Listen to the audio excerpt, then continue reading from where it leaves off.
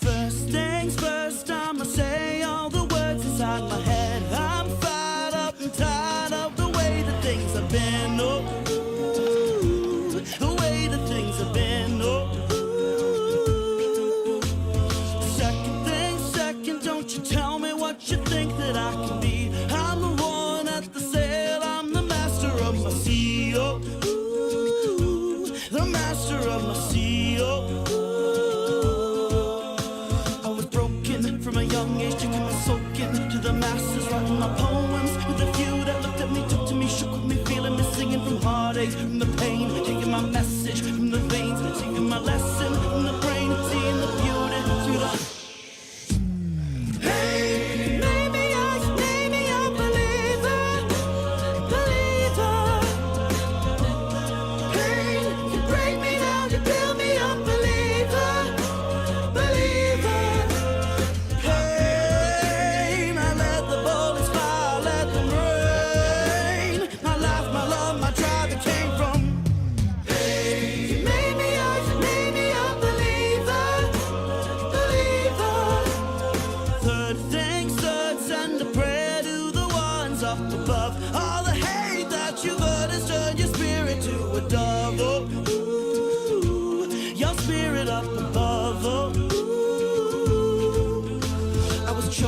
In the crowd, living my brain up in the cloud, falling like ashes to the ground, hoping my feelings, they would drown. They never did, ever lived, ebbing and flowing, inhibited, limited, till it broke open and rained down. It rained down like...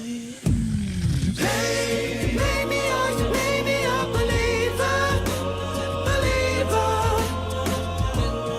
Hey, you break me down, you build me up, believer.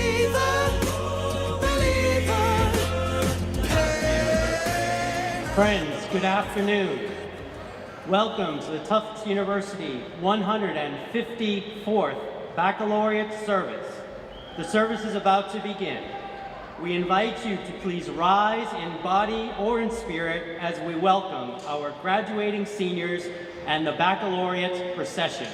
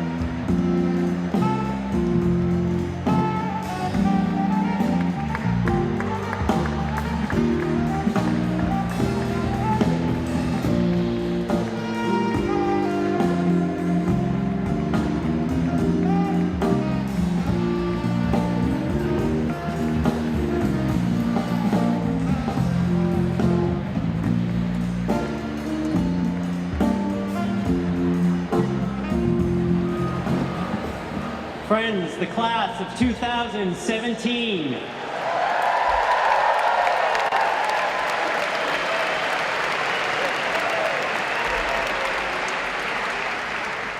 And now please remain standing and turn to welcome the platform party.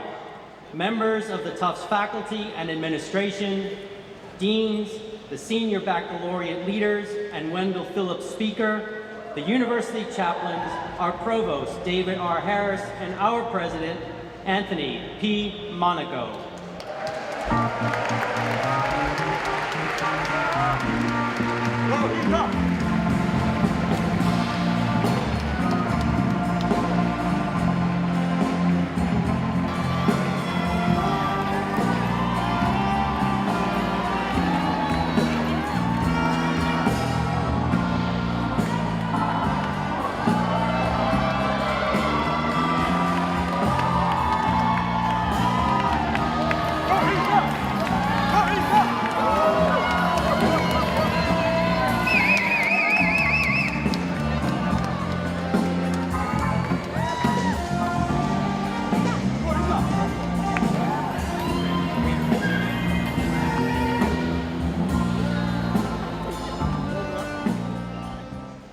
Welcome and please be seated.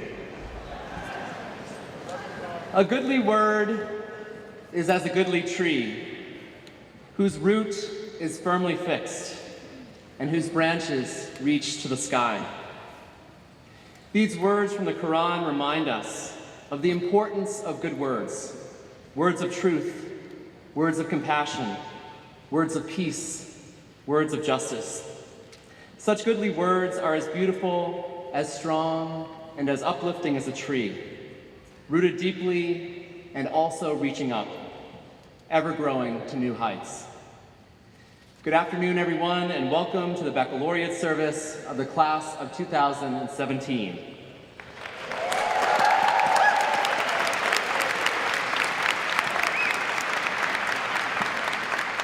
I'm Greg McGonigal, the university chaplain, and it's an honor to welcome you to this first of the two main ceremonies of commencement weekend, the other being the commencement exercises tomorrow morning on the green. Whereas tomorrow's ceremony is for all those graduating from Tufts this year, today's ceremony is only for the undergraduate class of 2017, and for your families and friends and all of us who are here to cheer you on. We say this is the last time for you to be alone together as a class, and we do so in the context of an inspirational and cultural ceremony, remembering Tufts' foundational values of the search for truth that acknowledges wisdom from many cultures and the goals of world peace and social justice. It is a time for sharing goodly words and goodly thoughts, words that ground us and that stretch us. The values suggested on the seal of Tufts University of searching for truth, inspiration, and peace are represented on the banners that decorate the baccalaureate stage, which are the creations of alumna and Jewish artist Nancy Katz. The tree is the olive tree, a symbol of the earth, our home, and of our hope to live together in peace. Among the trees are doves, which is a symbol of the spirit and of inspiration. And across the base of the banners are the symbols of many religious, philosophical, and cultural traditions that we honor among the Tufts family. Through these traditions, truths come to us in many ways, including through the books that we see represented on the Tufts seal. Whether we are religious or non-religious, we can affirm that part of being an educated person today means engaging with and developing our deepest convictions and values, and learning about and appreciating those of others. We can also affirm that information and knowledge alone are not enough to guide our lives, but the insights of wisdom traditions, of the arts, of music and cultural traditions also form part of what we need to know that helps us apply our knowledge in ways consistent with our highest ideals. In the baccalaureate service, we honor these values by sharing music and words of wisdom as we reflect on the meaning of your undergraduate life at Tufts. To help us think about how these values apply to our lives, we will hear from a member of your class, our Wendell Phillips speaker, Isabella Kahhale.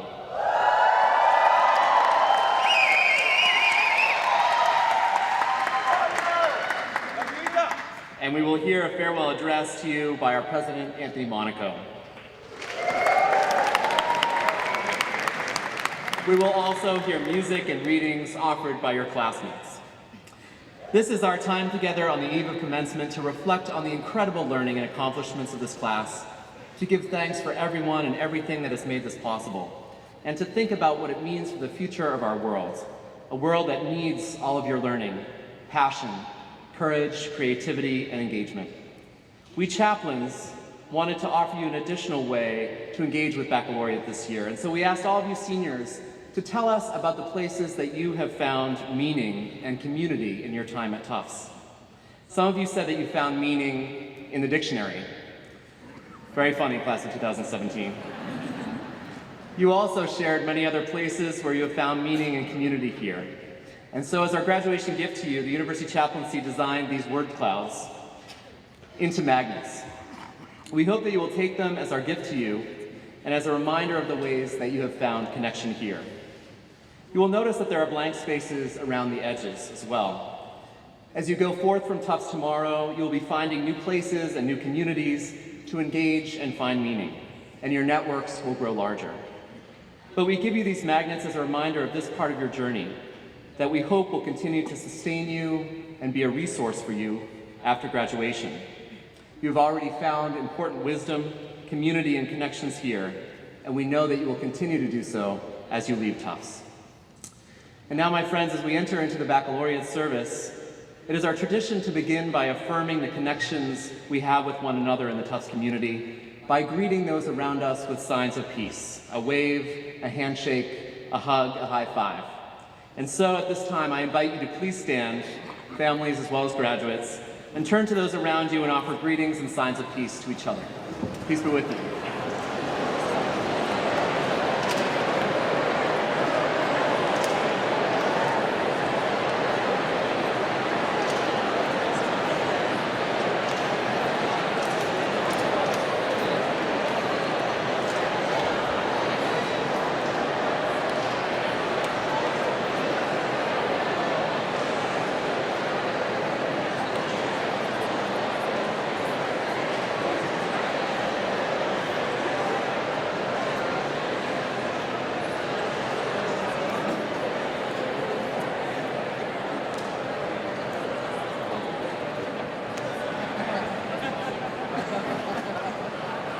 Please rise and join with me in singing our opening song, Morning Has Broken.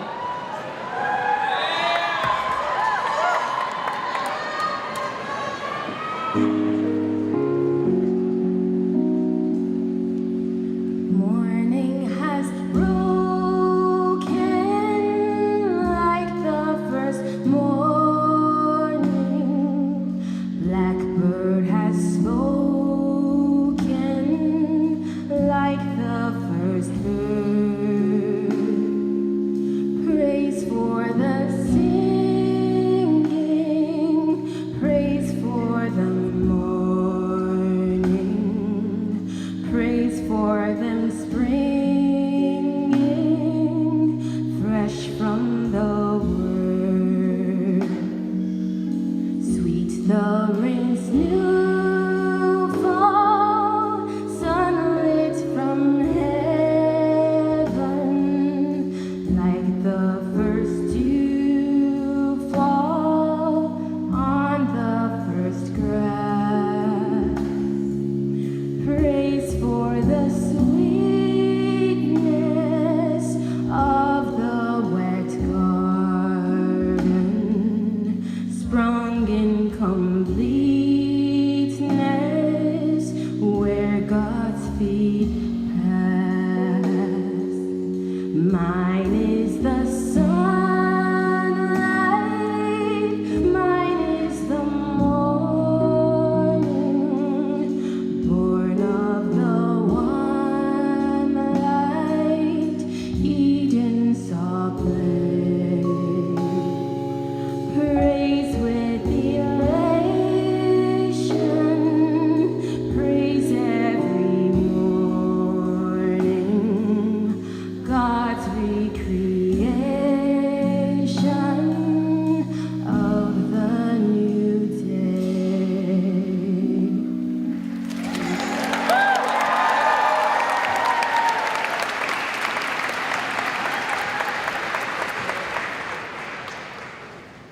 Please be seated. So this is a time for contemplation and I want to tell you a story. It's a story of one of my heroes, Rabbi Abraham Joshua Heschel, one of the most important activists and philosophers of the 20th century. So 10 days before he died in 1972, Rabbi Heschel was taping a television show for NBC. And at the end of the program, with about a minute left in the broadcast, the interviewer asked Heschel if he had a special message, something really important to tell young people. Remember, it was 1972. It was a pretty intense time. The meaning of life in 1 minute. Heschel thought for a moment, and this is how he replied. He said, above all, remember that the meaning of life is to live your life as if it were a work of art. Live your life as if it were a work of art. So I've been trying to figure out exactly what Heschel meant by live your life as if it were a work of art. And often, when I want to come to a deeper understanding of something, I just start wandering around campus and asking people, students, faculty, staff, for their opinions and interpretations. So I just started wandering around and asking people, what does it mean to you to live your life as if it were a work of art? I have a great job. So a senior thought for a moment and said that each work of art, real art, is unique, expressing a singular vision of the artist. So, she continued, I think what it means is that we should make sure that we live the unique life that each one of us is supposed to be living. A friend on the faculty told me, well, when you paint a painting, you're always painting over the mistakes you made, correcting them, fixing things that don't look or feel right. So great art, like a real life, is built on a series of do-overs.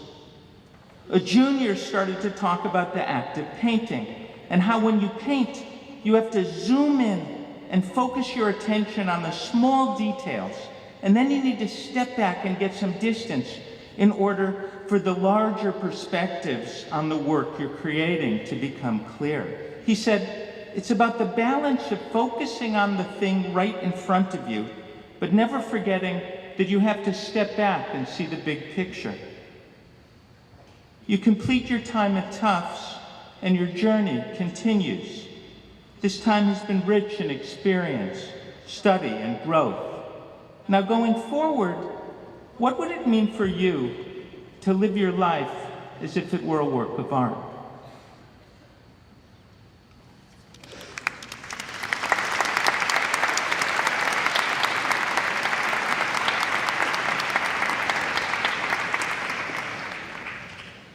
The Wendell Phillips Memorial Scholarship is one of 2 prize scholarships, the other being assigned to Harvard University, which were established in 1896 by Wendell Phillips Memorial Fund in honor of Boston's great abolitionist orator. The award is given annually to a junior or senior who has demonstrated both a noteworthy ability as a speaker and a high sense of public responsibility. Wendell Phillips was a powerful and eloquent orator, considered the foremost orator of the abolitionist movement. Throughout his life, he also organized for repeal of federal policy towards Native Americans, working for women's rights, universal suffrage, and the labor movement. He devoted his life to changing hearts and dismantling systems of injustice. This year, the recipient of the Wendell Phillips Prize is a senior whose service to the university has truly been exemplary. Isabella Kahhale is a Lebanese-American student from Newton, Massachusetts. She's a cognitive brain and science major with a minor in English and a philosophy certificate in ethics, law, and society. During her 4 years, Isabella has served on both the Tufts Community Union Senate and Judiciary. She is a self-identified nerd, as also confirmed by her friends, and a disciplined athlete whose workouts few of us would want to tackle. She has been an ardent advocate for access to mental health services and has worked closely with her professors, asking questions about how the body, brain, and spirit process trauma. Isabella is a gifted young scientist who will soon be heading to Stanford University to work as a neuroscience research assistant on a project investigating empathy. And this is fitting, because what I hear over and over is just how much attention Isabella pays to the people around her dear friends and strangers alike. She is authentically herself in every moment, warm, welcoming, funny, honestly curious. And this way of being in the world is infectious. In a time of distraction and information overload, Isabella has distinguished herself as a young person who sinks into the present moment, meaningfully just being with people. She does not seek to solve others' problems or suggest she has the answers. Rather, it has been her practice here at Tufts to walk side by side her friends and classmates. Isabella has been dedicated to building bridges. She is driven to explore how increase in empathy could affect our world in deep, profound ways. This young woman is passionate about getting to the root of how we can be a more just, compassionate society, listening to and learning from one another. Ultimately, she is concerned with shaking off our insular habit of shutting one another down, ignoring the nuance, and dismissing the validity of others who are different from us. In this way, she is very much like Wendell Phillips himself. My friends, please join me in this great privilege of welcoming the 2017 Wendell Phillips speaker, Isabella Kahhale.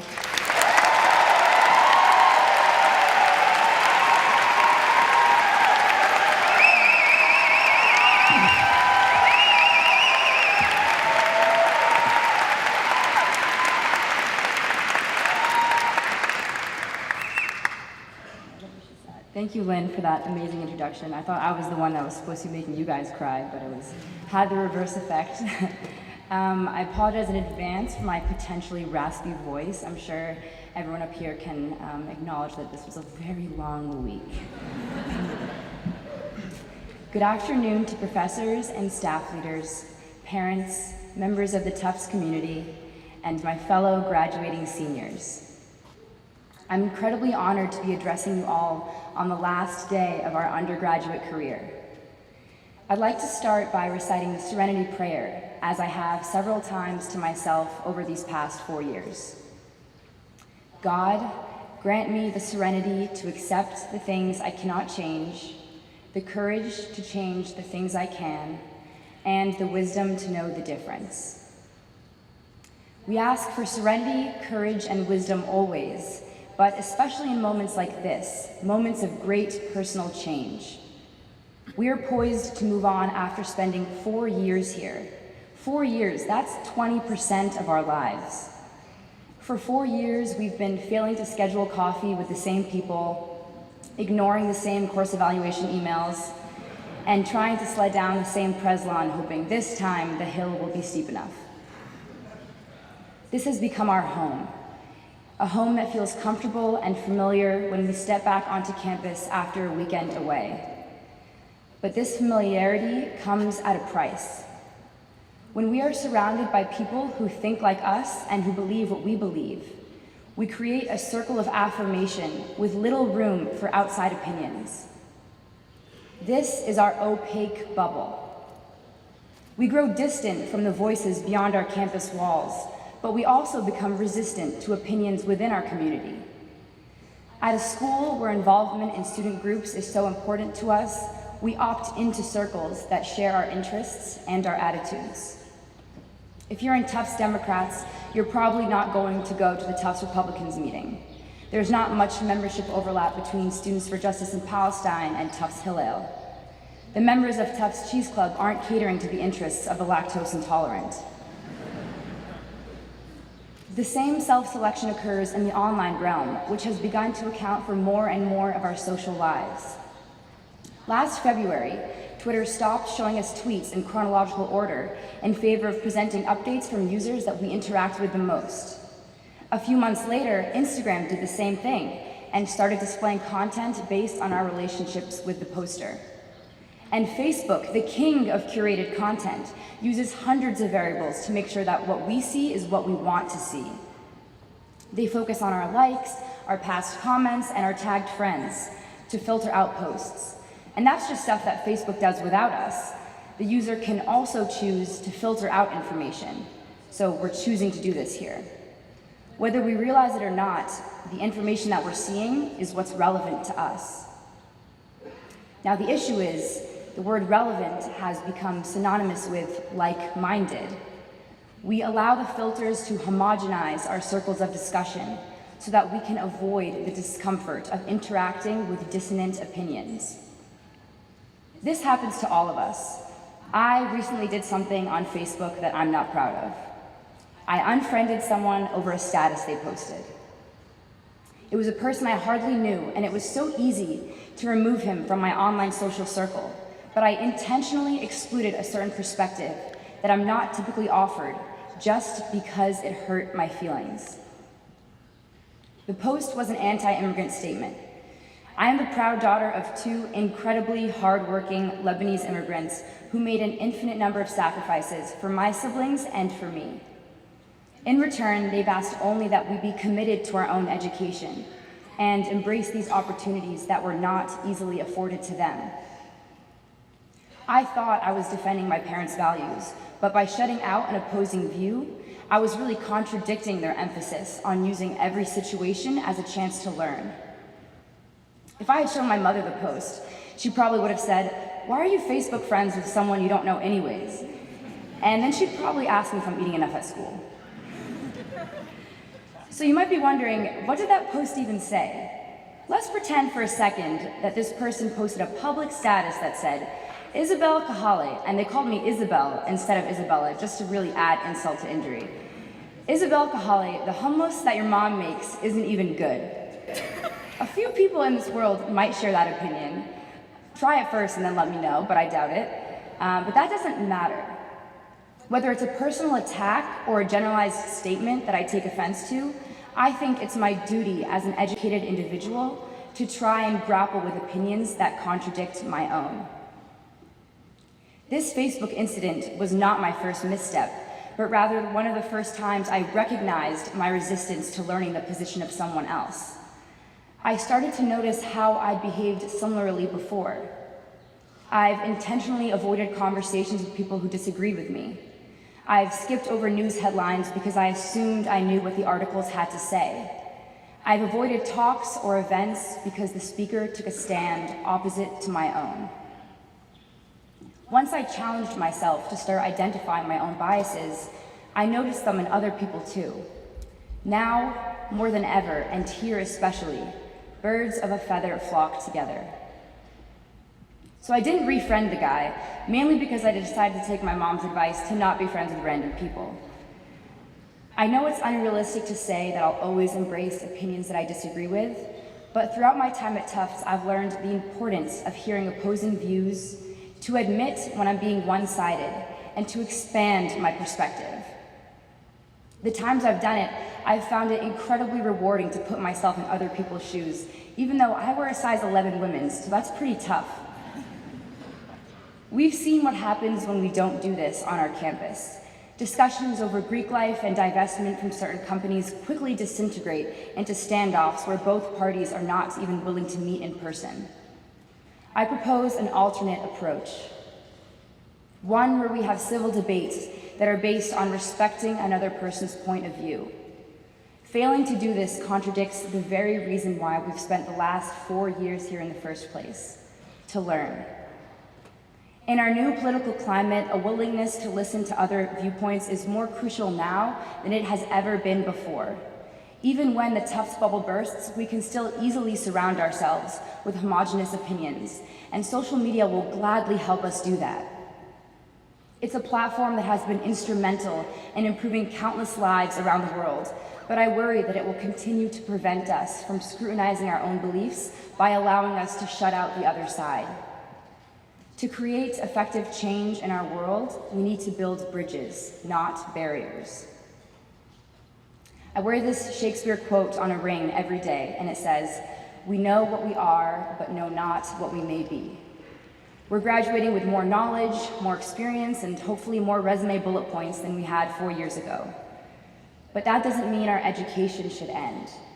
That doesn't mean we should stop challenging ourselves to continuously learn from new experiences, new people, and new perspectives. So here is my charge for each one of us.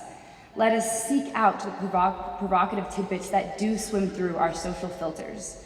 Let us tussle with them instead of rejecting them. Let us ask uncomfortable questions and be ready for uncomfortable answers. Let us not harbor hate for opposing ideas, and more importantly, let us not harbor hate for the people who hold them. We can achieve so much more by listening to other people than we can by listening to our own voices. And at the end of the day, if we do all this, maybe we'll be able to separate those flocks of birds that fly together and get a few pelicans, some geese, and a swan or two to hug it out. Graduating seniors, together we faced countless campus controversies, lost years of life in Tisch, and survived a few of the worst snowstorms in Boston's history. At the same time, we've seen strangers transform into our best friends overnight, and a hilly campus that we once needed a map to navigate around has become our home. Thank you, class of 2017, for making it a home that I will miss. Congratulations to you all.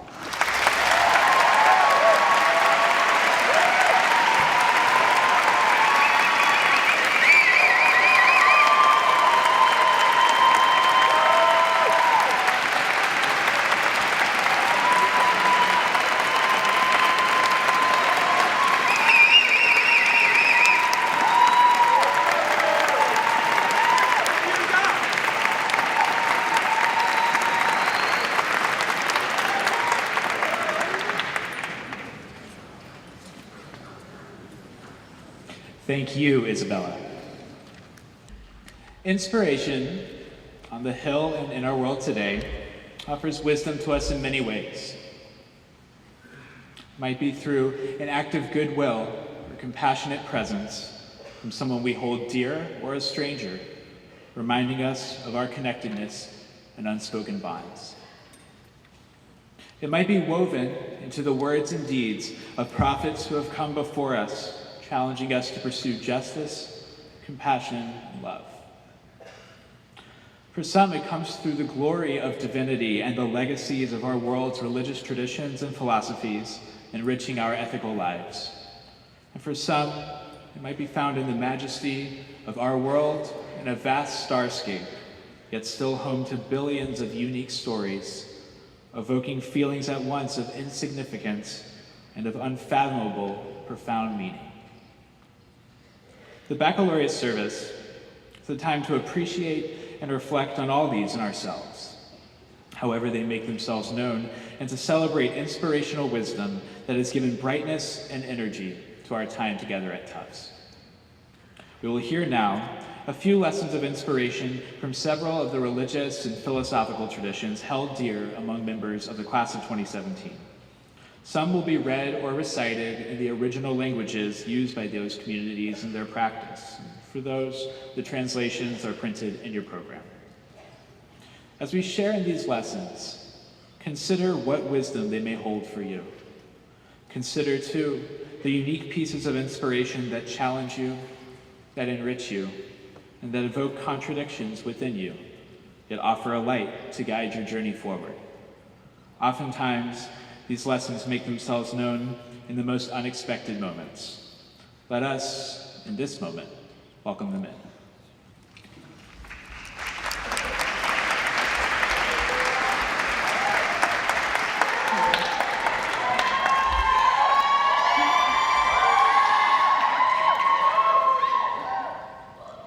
Asatoma Satgamaya Tamasoma Jyotirgamaya Mrityorma Amritam Gamaya Om Shanti Shanti Shanti.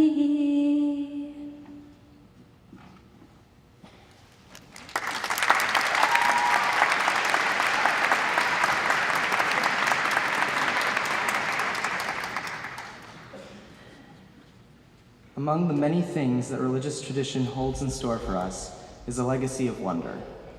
The surest way to suppress our ability to understand the meaning of God and the importance of worship is to take things for granted. Indifference to the sublime wonder of living is the root of sin.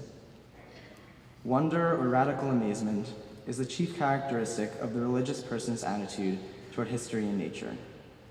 It is not the beginning of knowledge, but an act that goes beyond knowledge. It does not come to an end when knowledge is acquired. It is an attitude that never ceases.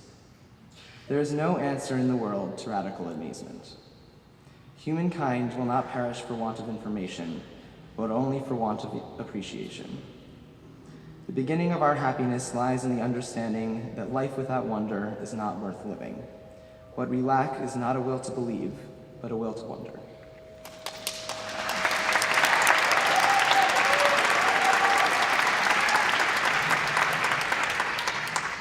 Another morning, and I wake with thirst for the goodness I do not have.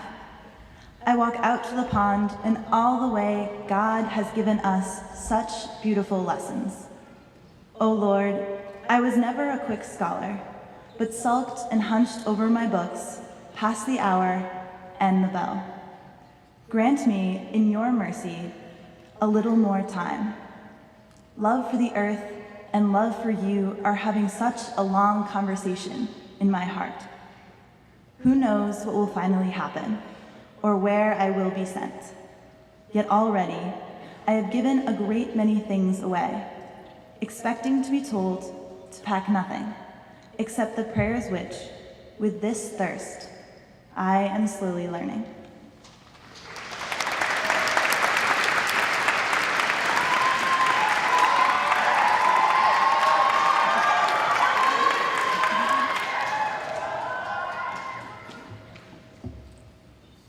بسم الله الرحمن الرحيم. الرحمن علم القرآن خلق الإنسان علمه البيان الشمس والقمر بحسبان والنجم والشجر يسجدان والسماء رفعها ووضع الميزان ألا تطغوا في الميزان وأقيموا الوزن بالقسط ولا تخسروا الميزان والأرض وضعها للأنام فيها فاكهة النخل ذات الأكمام والحب ذو العصف والريحان فبأي آلاء ربكما تكذبان.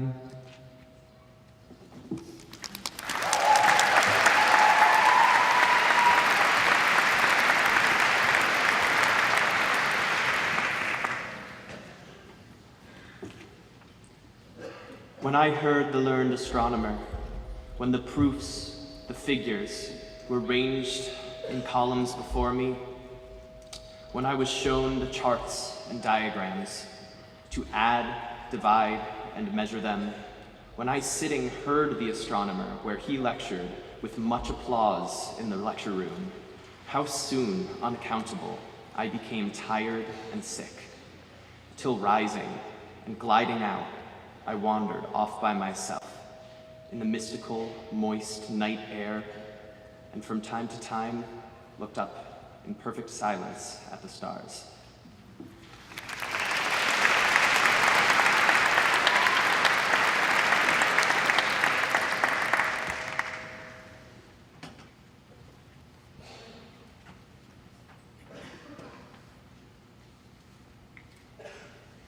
We invite you to rise in body or in spirit for the litany of thanksgiving and to join in the response, which is, we offer our thanks and praise.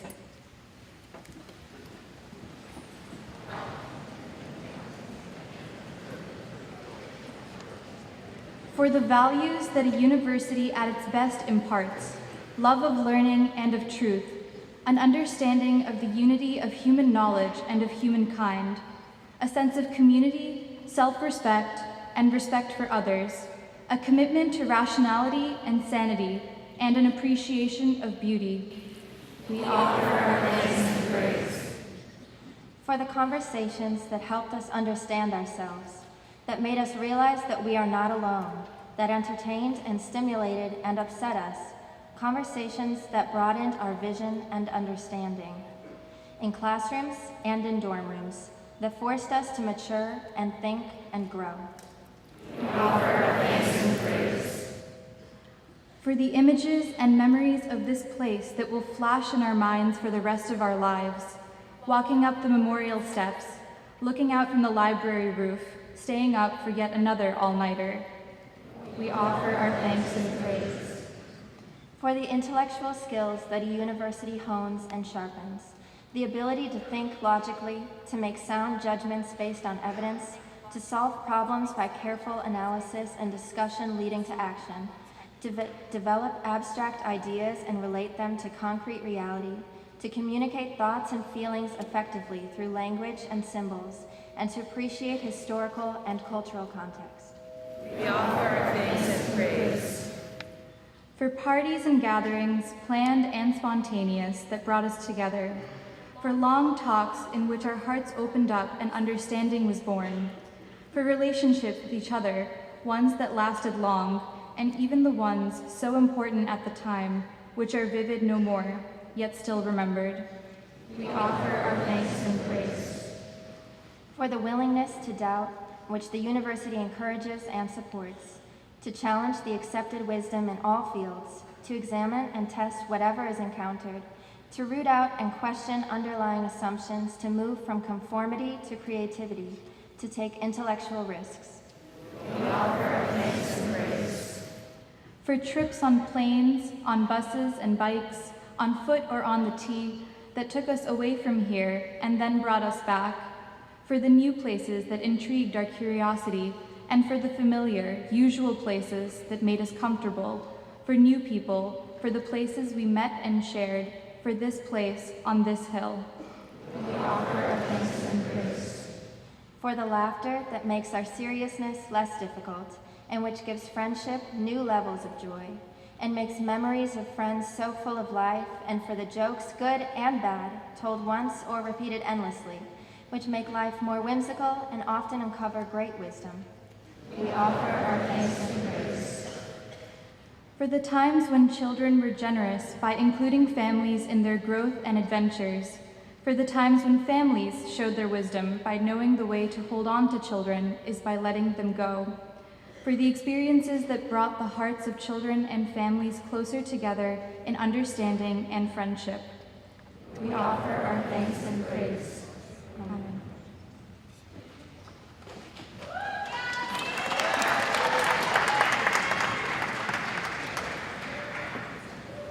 It is my pleasure to introduce for you the president of Tufts University, Dr. Anthony P. Monaco.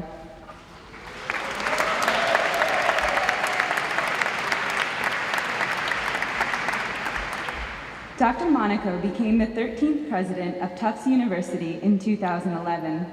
An accomplished leader, scientist, and professor, Dr. Monaco brings to Tufts presidency deep-rooted commitments to academic excellence, to diversity, access and inclusion, and to the power of higher education to impact society and transform individuals.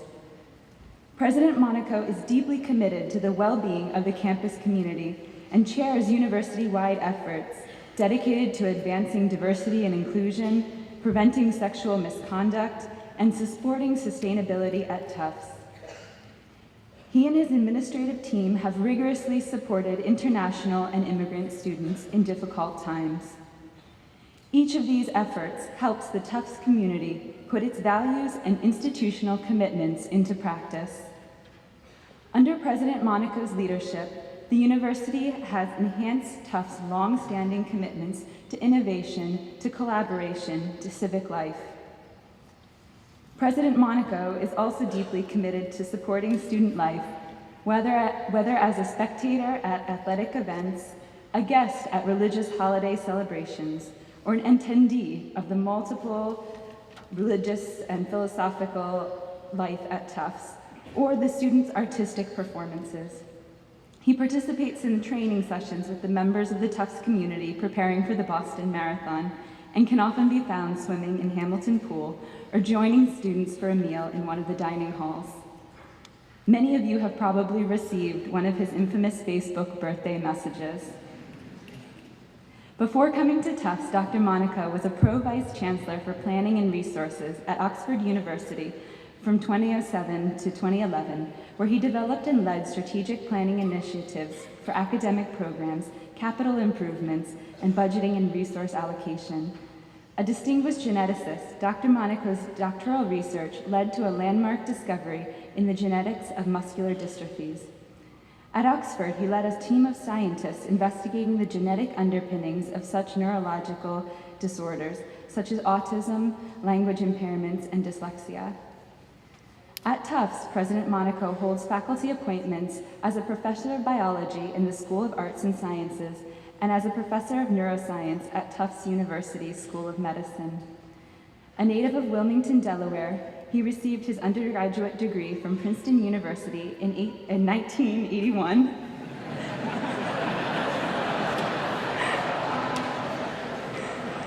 And his MDiv and PhD at Harvard Medical School.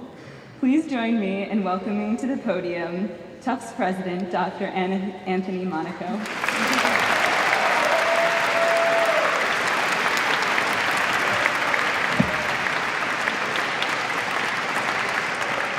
Thank you very much for that introduction. Family, friends, colleagues, and distinguished guests, welcome to this year's baccalaureate service. Our most special guests today are the members of the class of 2017, so welcome seniors.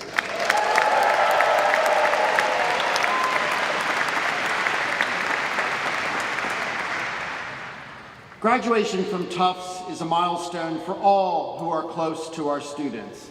A college career can bring with it unforeseen challenges as well as hoped-for triumphs. Those who love and care for our graduates have provided them with support and encouragement all along the way, rejoicing in good times and offering a steady hand when things got rough. As we begin, I would like to ask the graduates to stand and recognize the support, care, love, and sacrifice of the parents, grandparents, siblings, partners, children, and friends who have made this day possible. Seniors, please give them a hearty round of applause.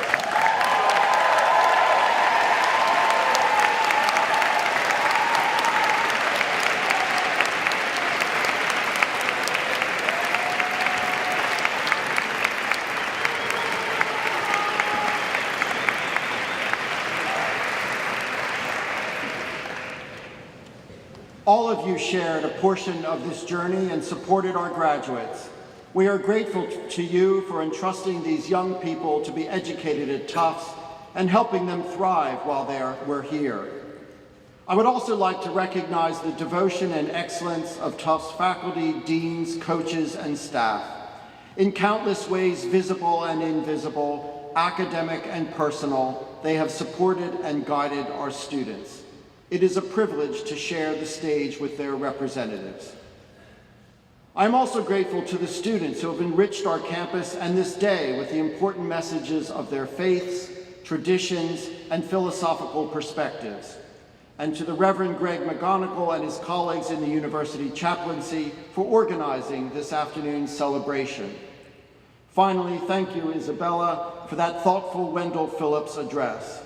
You are an outstanding representative of the class of 2017, and your address was all that I could have expected from someone who exemplifies the very best of Tufts.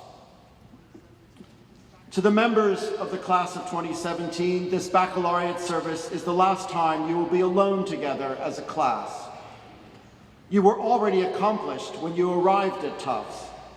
When you matriculated, the headline read, "Most selective, largest applicant pool, strongest academic profile of any undergraduate class in the university history." But those aren't the only quantities that count. As Lee Coffin, our former Dean of Admissions, said at your matriculation, quote, One of the things that doesn't get acknowledged as much when we report admission stats is the vibe of this institution. Their impulse towards citizenship, their sense of inclusiveness, their creativity, and their willingness to think outside the box are qualities that are very much evident in the incoming class. He was right. Over the past 4 years, you have gone on to excel in your chosen pursuits with passion and creativity. The outstanding students who received this year's academic awards, Presidential Awards for Civic Life, the Alumni Association Senior Awards reflected how exceptional your accomplishments have been. Your class includes the first students to graduate from the School of the Museum of Fine Arts since it became part of Tufts. In just this first year, the students and faculty of the SMFA are already having a tremendous positive impact as members of the Tufts community. I have watched you act in extraordinary plays and sing, dance, and perform with passion and brilliance. You have participated in national arts competitions ranging from dance to slam poetry. You even won the United States University's debate championship for the first time in Tufts history.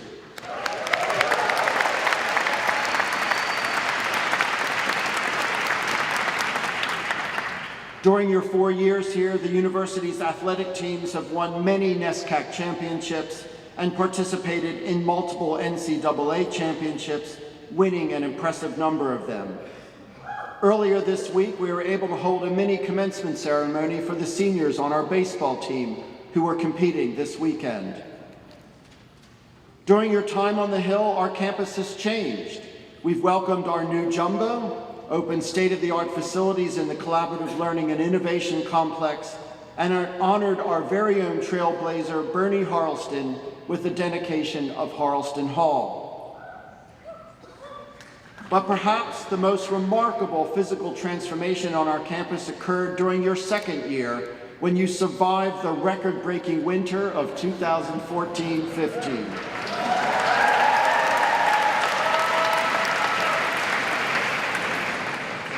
Fortunately, the snow piles were not permanent, though they may have felt like it at the time. You have not just been onlookers, far from it. You have worked for social justice and against racism, fought for LGBT rights and to prevent sexual misconduct on campus, supported undocumented and international students, and requested changes in university policy. You have been tireless advocates on campus, in our local communities, and around the world. Tomorrow, you will join the over 100,000 members of our alumni community representing Tufts across the globe. I hope that you will cherish the friendships you have made here, keep in touch with your advisors and mentors, and stay connected with the university. I know that your careers and accomplishments throughout your lifetime will give us cause for pride. You leave Tufts to enter a world that is evolving every day. Success and satisfaction in a changing environment call for flexibility. I hope you will look forward to the future with an open mind and embrace it with the same enthusiasm and passion that brought with you to this campus. This is not just a question of adapting to circumstances. You can never know when an experience or interaction will unlock new opportunities by encouraging you to move in an unanticipated direction. Those of you who attended this year's senior dinners have heard me talk about how this happened in my own life, when hearing a talk by a young faculty member encouraged me quite unexpectedly to switch my graduate path from neuroscience to molecular genetics.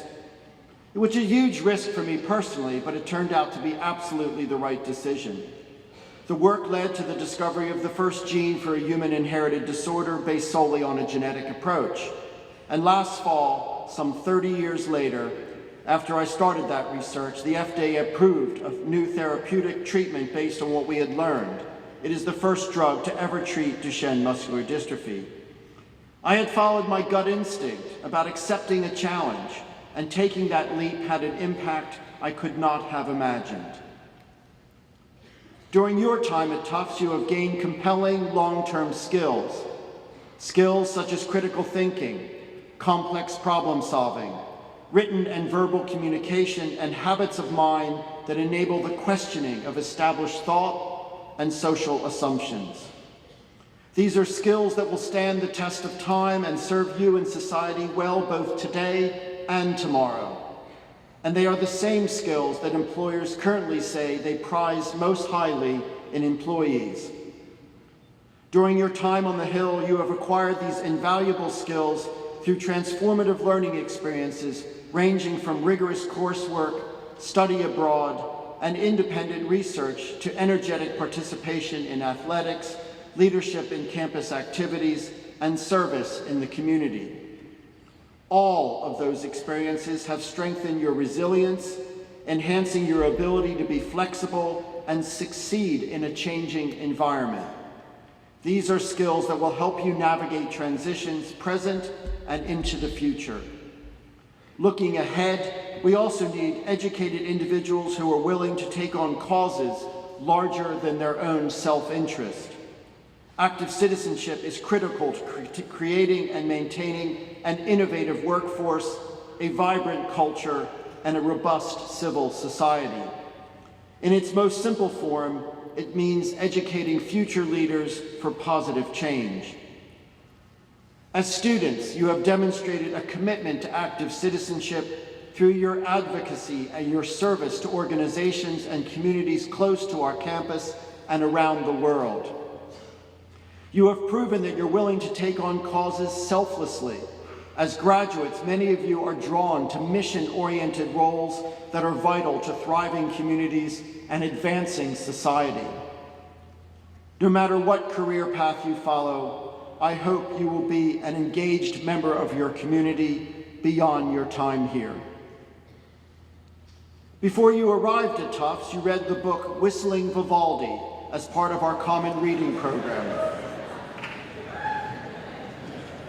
In that book, Dr. Claude Steele, a renowned social psychologist, detailed his research on stereotypes and how they diminish our performance and limit our opportunities. At your matriculation, I urged you to challenge the stereotypes you may carry. College provides a unique opportunity to test your preconceived ideas about the world. It's also a time to challenge your notions of other people and yourself, to learn that what you observe by looking at peers is an imperfect indicator of their perspectives and experiences.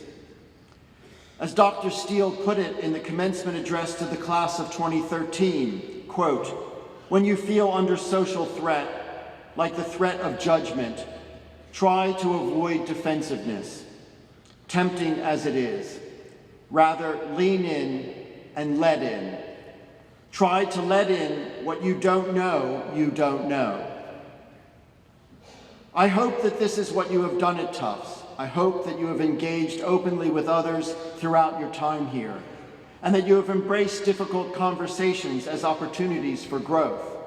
And I hope that you will continue to do that as you leave this hill. Now, it is more important than ever to challenge stereotypes rather than reinforce them. In her Wendell Phillips speech, Isabella has reminded us how easy it can be for the best intentioned among us to become surrounded by circles of affirmation. She has challenged us to scrutinize our own beliefs, to allow the other side in, to empathize with opposing arguments, and to challenge our personal biases. It's no accident that our commencement speaker this year is Kenya Barris. Barris is the creator and executive producer of the hit ABC television series Blackish. His show is not just entertaining, it is intentionally socially aware, challenging stereotypes, tackling controversy, and addressing the complicated relationships within our society. I hope that you are looking forward to his address as much as I am.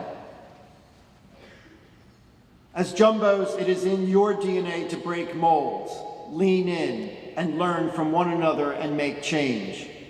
We see the world facing great challenges and changes, from global warming and continued economic transformation to political instability and conflict in regions around the globe. Tufts is engaged in all of these areas, and many of you will be too as you begin your careers or continue your studies. The complex and intertwined challenges we face require solutions that go beyond individual areas of study, public policy, or industry. It will require excellence and depth in our disciplines, active listening, recognition of differences, and finding common goals if we are to work together to find innovative solutions to the big problems facing our society. In an increasingly polarized landscape, I urge you, as Isabella did, to take risks and cross the boundaries of discourse. Before Charles Tufts donated 28 acres of Walnut Hill for the founding of Tufts University in 1852, he was reportedly asked what he was going to do with the hill. He replied, "I will put a light on it." I hope that your experience at Tufts has indeed been a source of light. I believe we need that light now more than ever, given the complex challenges our world faces. And I challenge you, the class of 2017, to make that light shine even brighter in the 21st century. Congratulations, Tufts class of 2017. Thank you.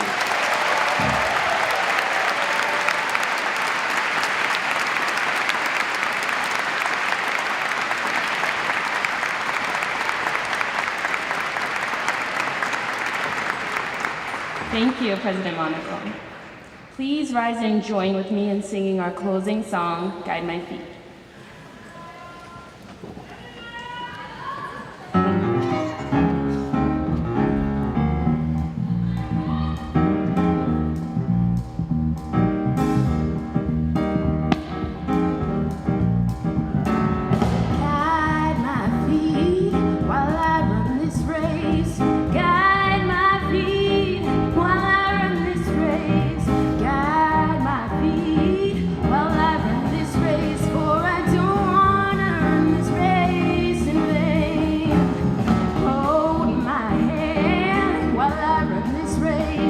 Hold my hand while I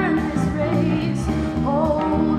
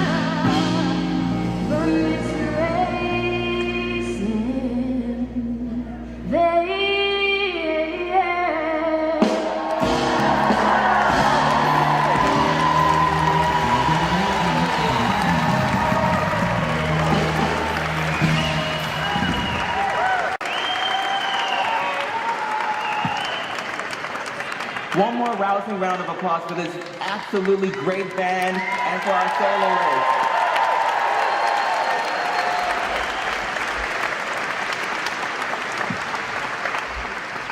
So now, the benediction, the words of blessing, of sending out is the following challenge.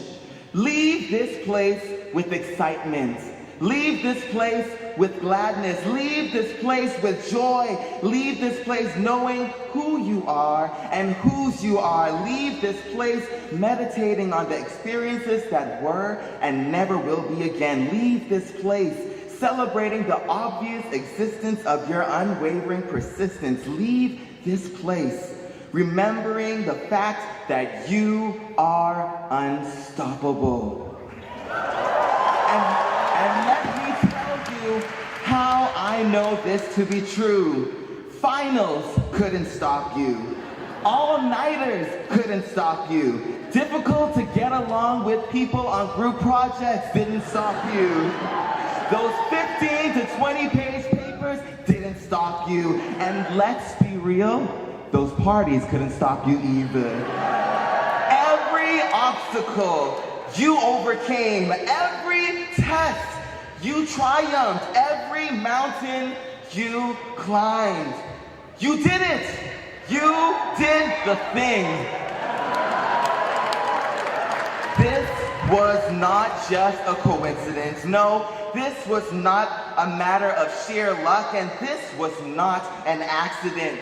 You are here in this space, in this time, because you put in the work. You put in the time, you put in the energy, and you made it your life's ambition to be right where you are. But just before you cross the street into the avenues of your future, leaving Professor's Row for professional roads,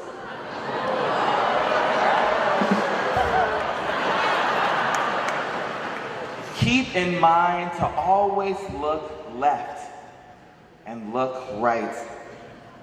Notice the classmates who have journeyed with you and made this adventure worth it. But most of all, take stock of the family and friends who made the many sacrifices and put their schedules on pause just so you can be in this very position. You are here, but your work is out there. So remember, this is a challenge. And so I say to you again, leave this place with excitement. Leave it with gladness, with joy, knowing who you are and whose you are.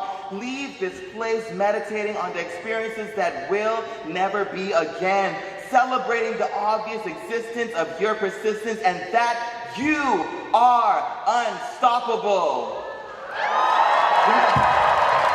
Challenge accepted? Challenge accepted. That's the part when you say yes. Challenge accepted. So I tell you this, therefore, in the name of all things bright and beautiful, all creatures great and small, in the name of the saints and the sages and the prophets who have demonstrated justice to us, and in the name of the very ground of our being, may the faculty and staff, the chaplains, friends and family, and the mighty class of 2017, may you say amen. Amen. Amen.